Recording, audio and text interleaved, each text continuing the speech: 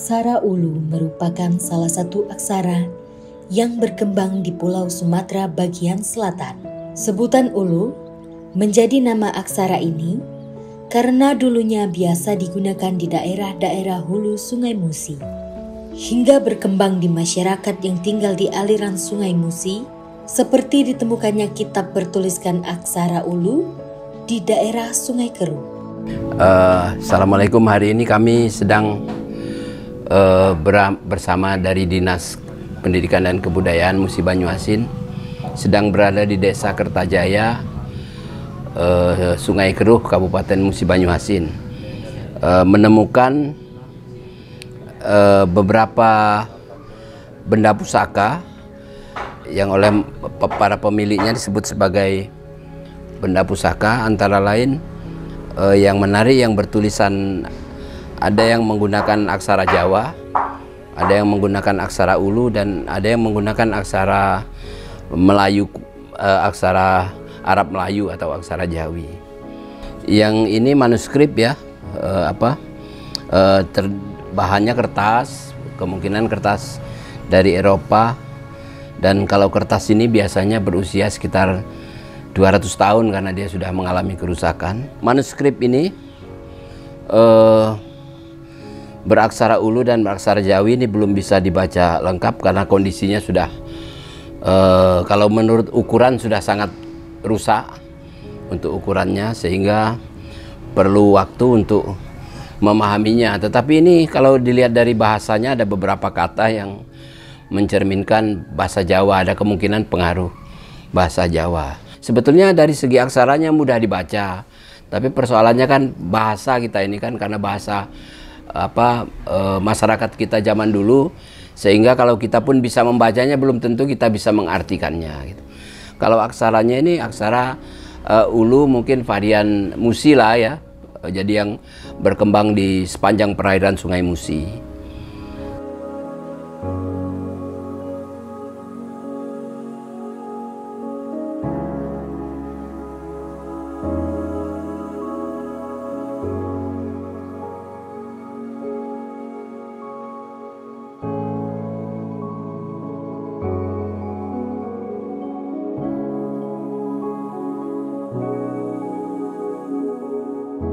Manuskrip itu yang lazim kan kelihatan fisiknya dulu.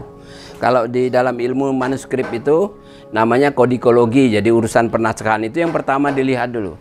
Bisa kondisinya rusak, kemudian dilihat bahannya apa, dari apa, jenis apa, kemudian diukur ukurannya.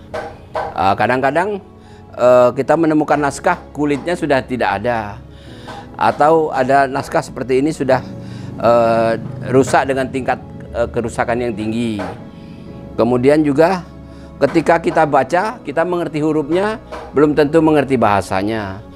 Jadi persoalan-persoalan yang berkaitan dengan naskah ini sangat sulit sekali. Banyak yang harus dipelajari. Kemudian ada juga pemilik naskah yang tidak bersedia untuk dikasihkan naskahnya karena dianggap pusaka keluarga. Padahal naskah itu penting untuk anak-anak zaman sekarang.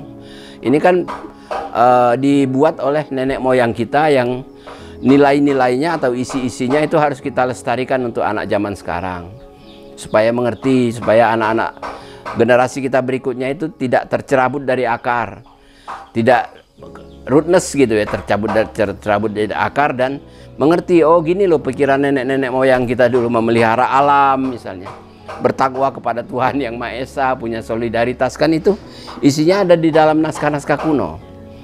Kalau manuskrip ya, itu yang pertama itu tentang ajaran Islam.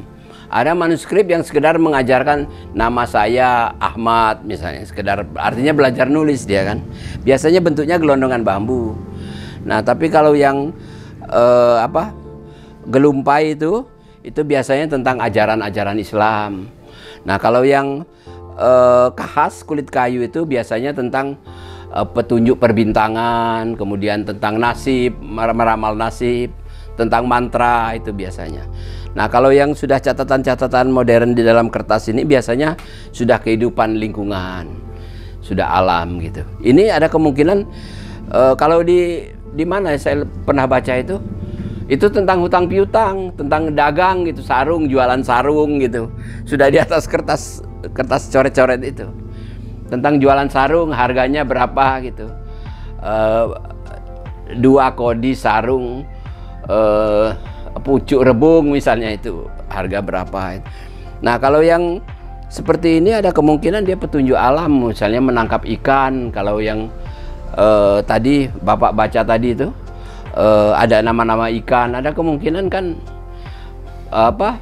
ikan-ikan yang ada di sekitar sungai. Kebetulan ini kan dekat sungai, banyak lebak juga. Nah ada juga mungkin tentang aturan hutang piutang gitu kan. Kalau hutang sekian harus dibayar sekian, kalau menagih hutang harus dengan cara seperti apa gitu kan, dan seterusnya. Jadi sebaiknya pemerintah daerah kalau menurut saya menjadikan aksara Ulu ini menjadi aksaranya pemerintah kabupaten, aksara Ulu pemerintah daerah, dijadikan ada perdanya atau ada pergubnya, kemudian dijadikan muatan lokal sehingga bisa dipelajari dari anak SD. Jadi kalau ketemu naskah seperti ini lagi, anak SD bisa membacanya gitu, anak SMP bisa membacanya gitu. Jadi dimulai dari sekarang lah sebelum terlambat kan.